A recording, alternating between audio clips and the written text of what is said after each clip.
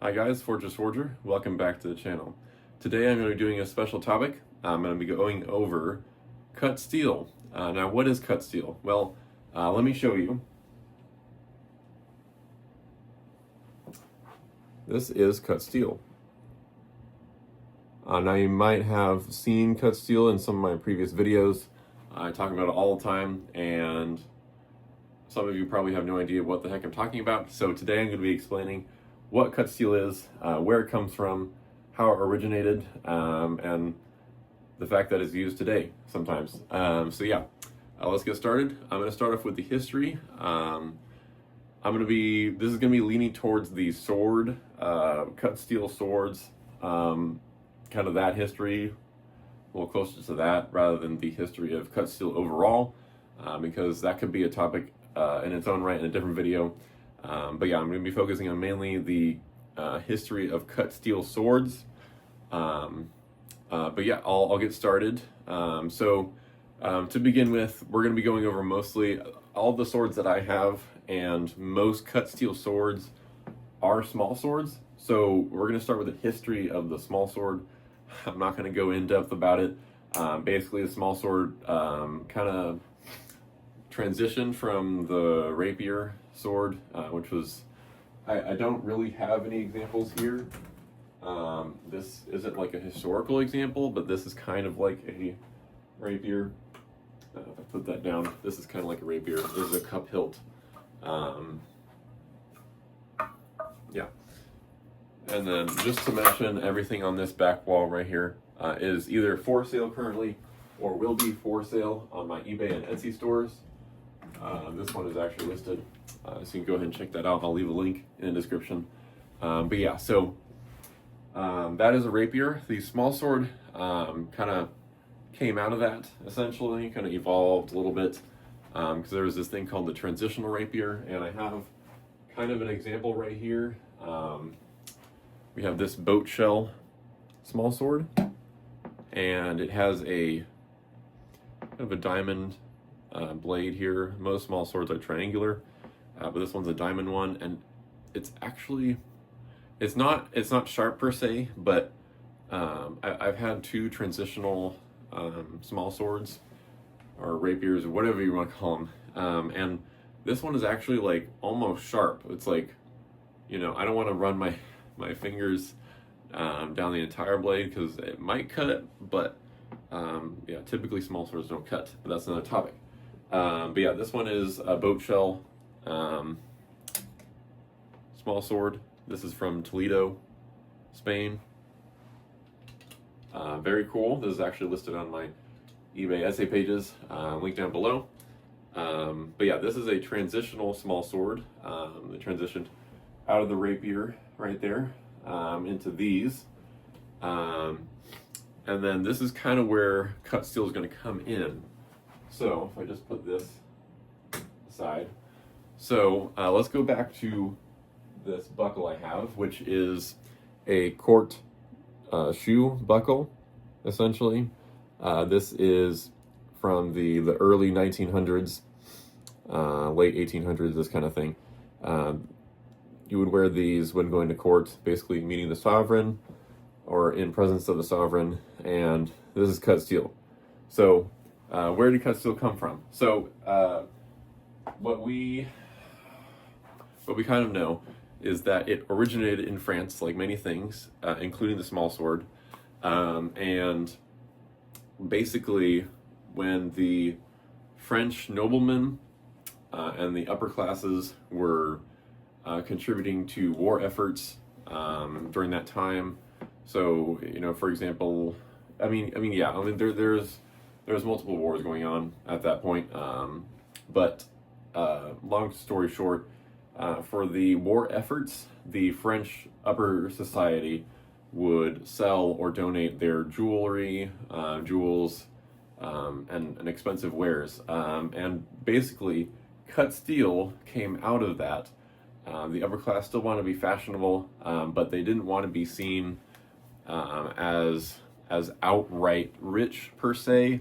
It was more of a, like during war times, a country doesn't like to spend a bunch of money on, you know, ceremonial things or extra things. So they were trying to keep their image, as you'd say, and so they went with cut steel, because cut steel is cut and faceted in a way where it shimmers in the light, just like a precious stone would. And so that kind of evolved, and it went over to England, basically, and you know, different countries had access to cut steel. Now it's becoming the fashion around the Georgian era, and in the middle of the 18th century,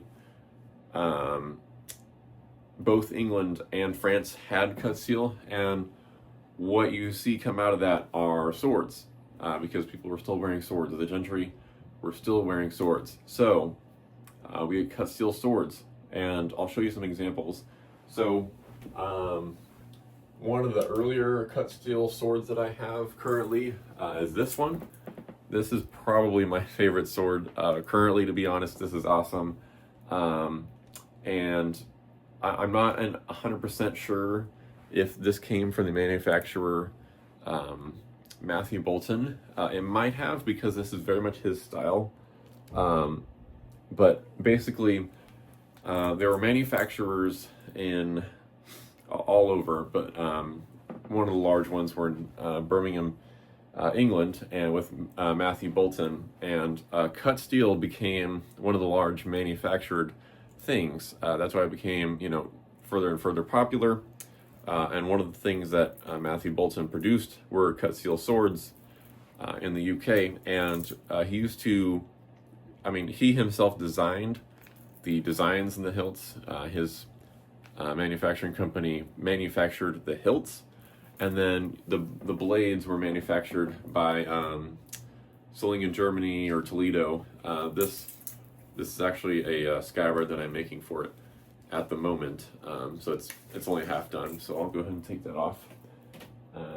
You'll see a video on that later, but yeah. So we have a nice etched blade right here, and then one thing that's emblematic of the Matthew Boulton style are the faceted. They're very much like jewelry, wherein his swords, you see all these beads right here, these cut steel beads. These are all strung on a string, and they all rotate. I don't know.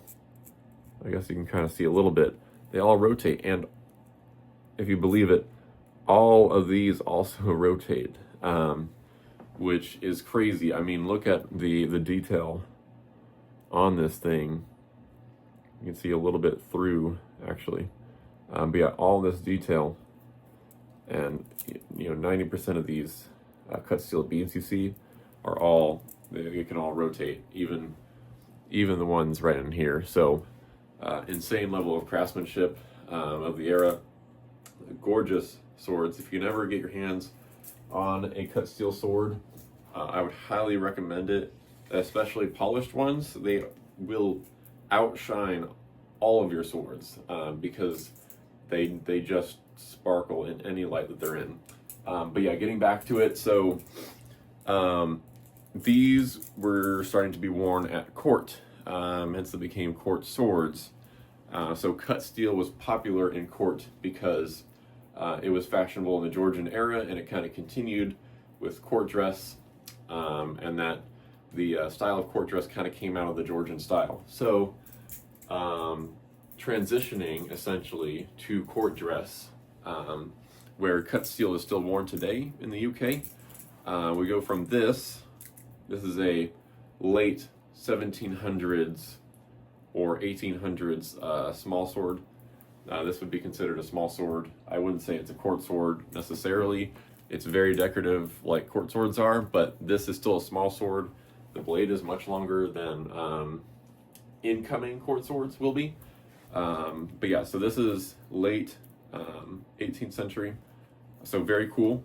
And what's fascinating is that when cut steel swords and cut steel in general were coming into fashion, we find that none other than George Washington had a cut steel sword at the tail end of the Revolution and he wore it during his presidency. And what's odd is that he somehow got access to this style of sword very early on in its development. I think 1779 or around that time, and it's really curious how he got access to that, because either he got it from like a trophy, essentially, from winning, I don't know, a battle or something, or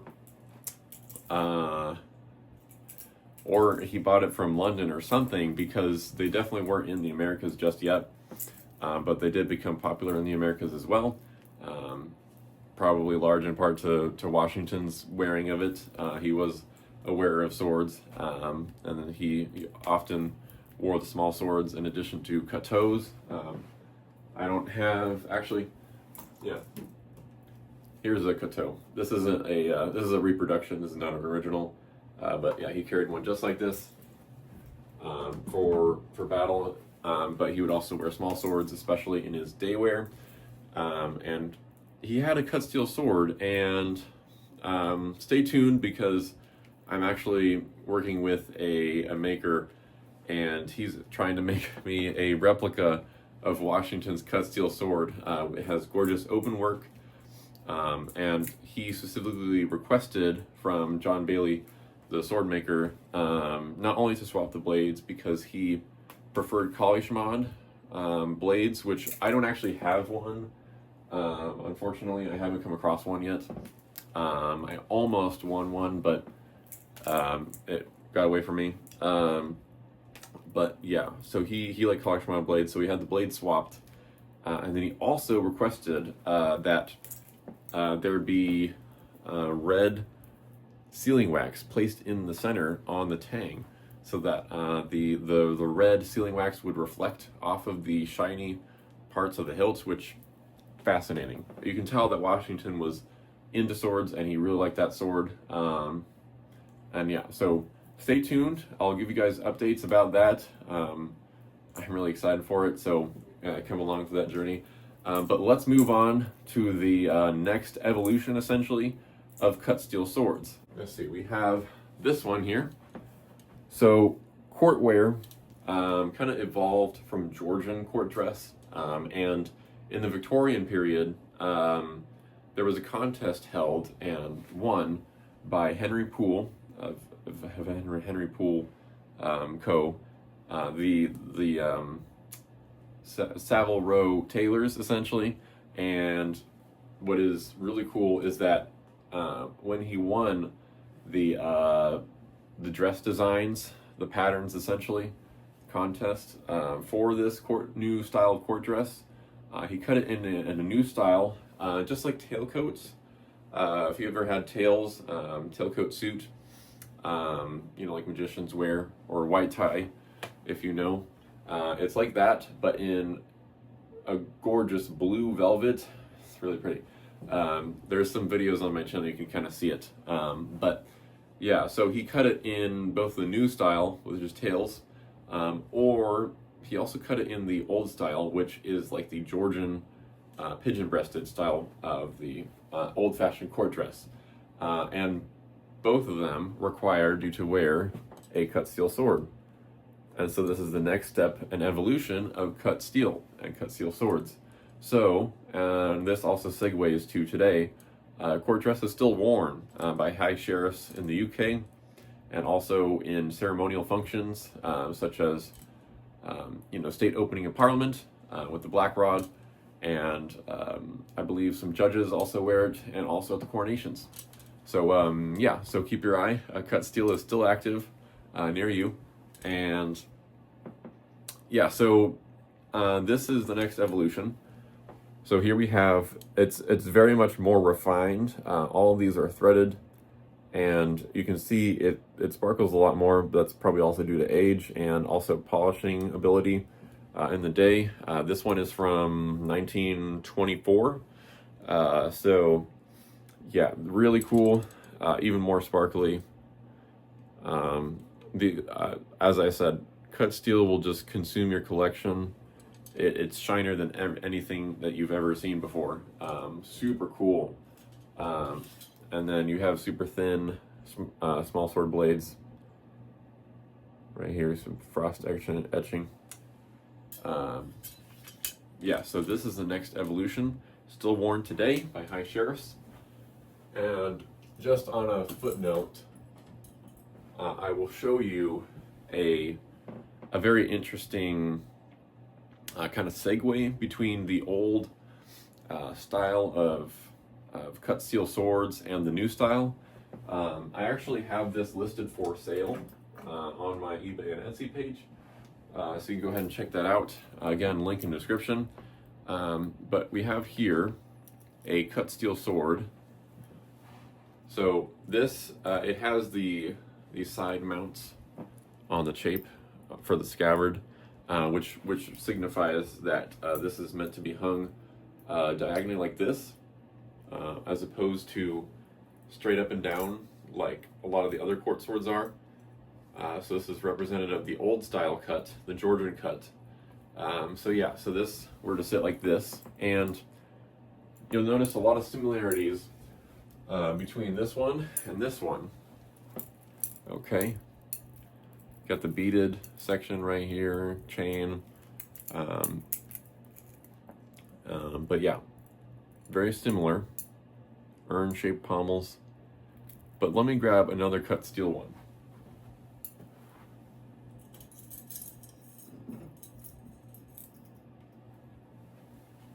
So this is a modern one,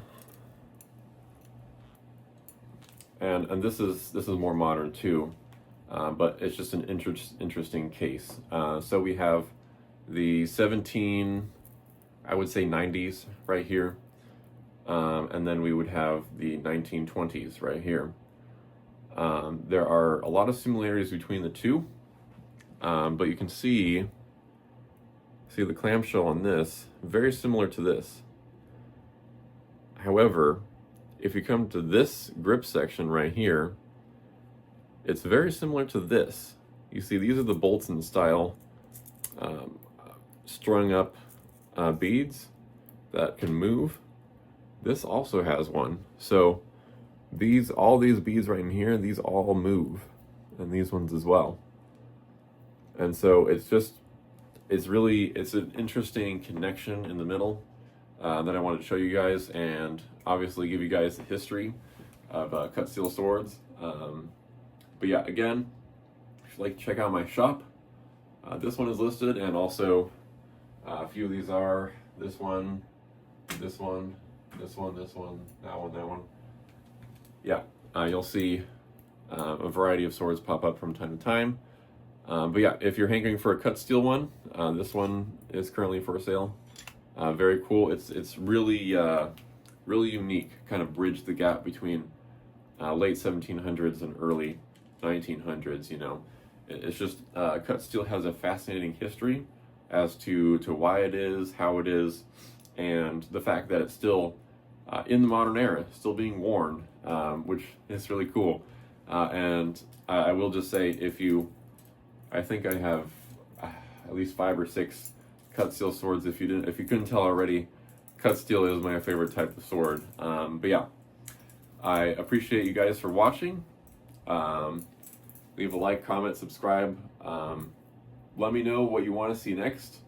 Maybe in a future video I'll go over what the heck court is, because I have said it in multiple videos, and some of you probably have no idea what court is. So yeah, maybe I'll make that in a future video. But yeah, I appreciate you guys for watching, and I will see you in the next one.